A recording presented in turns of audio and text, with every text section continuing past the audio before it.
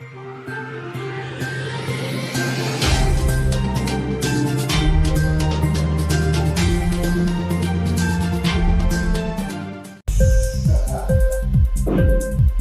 TV prime time news కి స్వాగతం.